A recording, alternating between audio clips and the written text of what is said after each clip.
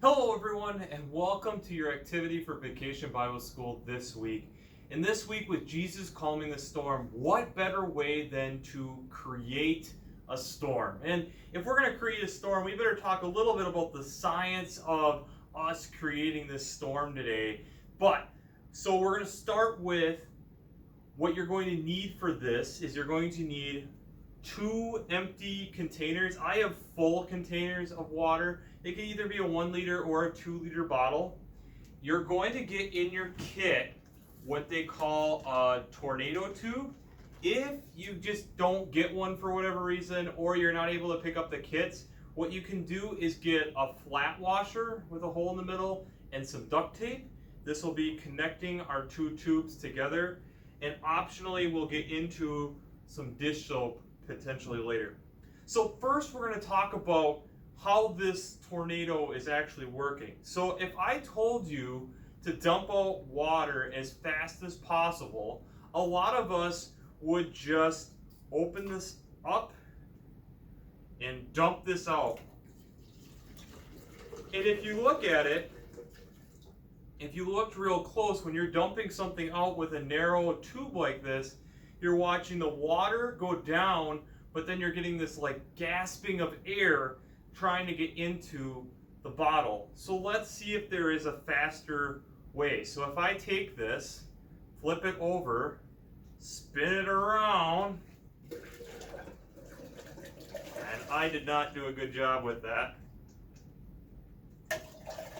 you get a tornado to drop the water in.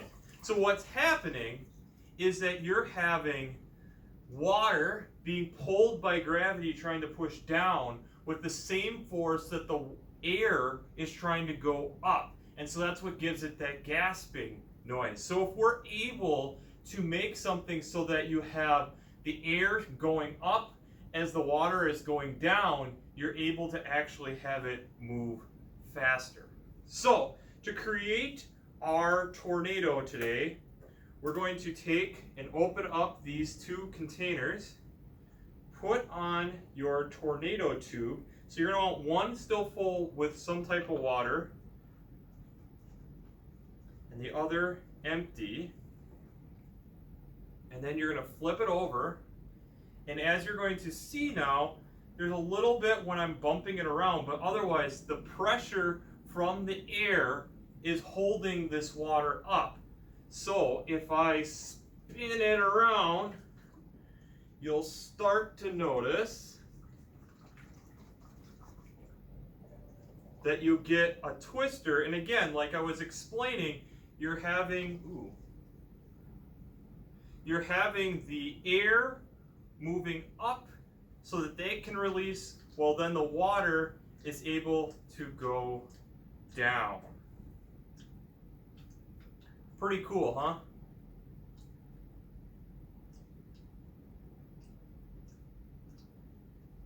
So, this is where your dish soap comes in. Let's say that you're saying, Tyler, I want to see the air better. So let's add a couple of drops of dish soap.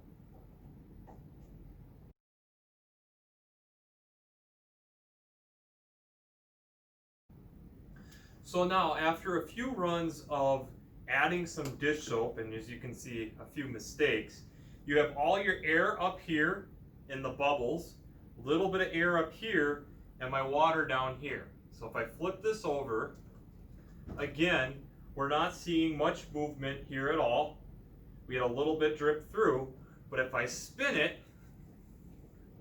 I get the tornado effect, but I'm also then starting to get where you can see the tornado coming up, and now the air or the bubbles are filling up the top container. So we're still seeing that air pressure being able to move up while having the water go down, and thus being able to see your air and water together. And thus, you've created a tornado in a bottle. And I've run it so many times now that I have so much soap in the bottom one that it's taking a while for the air to get up. But you can look up online, there's a couple other ways that you can do this. You can do this with lamp oil if you happen to have that at home and be able to see what that would do. But have some fun, create some new fun stuff, and I would love to see what your tornadoes look like. So feel free to post them to the FLC Bemidji Facebook page. So let me see your tornadoes that you're making. I hope you enjoy this activity. I look forward to seeing you next week.